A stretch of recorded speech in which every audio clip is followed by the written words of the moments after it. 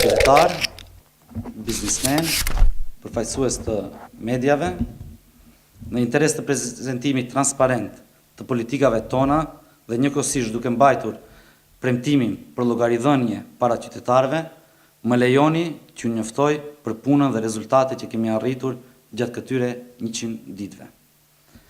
Më duhet të them se të gjitha rezultatet tona janë edhe fitore për qytetarët. Sepse të njëjtat si burim kanë pikërisht nevojat e tyre, të dala nga takimet e shumta që kemi realizuar me ta, me biznismenët dhe shoqatat e tyre, me investitorët potencial si nga vendi, ashtu edhe ata të huaj që kanë plane të reja biznesi në Maqedoni.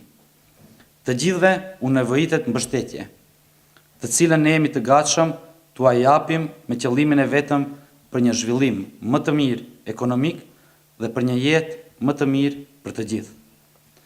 Atë që u premtuam qytetarëve, kthimin e tarifës së lirë ditore të energjisë elektrike, e realizuam në afatin më të shkurtër të mundshëm, në mënyrë që ata të mund të ndjejnë përfitimet e këtyre masave dhe të njihen me një qeveri të hapur dhe reformuese.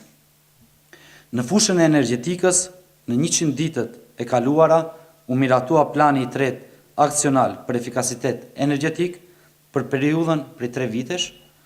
Gjithashtu janë formuar grupe pune të cilat do të punojnë në përgatitjen e ligjit të ri për energjetik dhe ligjit për efikasitet energjetik.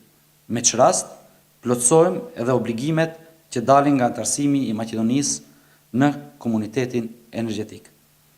Me qëllim të inkurajimit të efikasitetit energjetik në familje, me rishikimin e buxhetit, u miratuan edhe 10 milion denar shtesë. Mundsuam rritje të numrit të shfrytëzuesve nga 700 në mbi 1000, të cilët do të kenë të drejtën për të rikthyer një pjesë të argjimeve gjatë blerjes së dritareve të reja PVC ose atyre të aluminit në shtëpitë e tyre gjatë vitit 2017.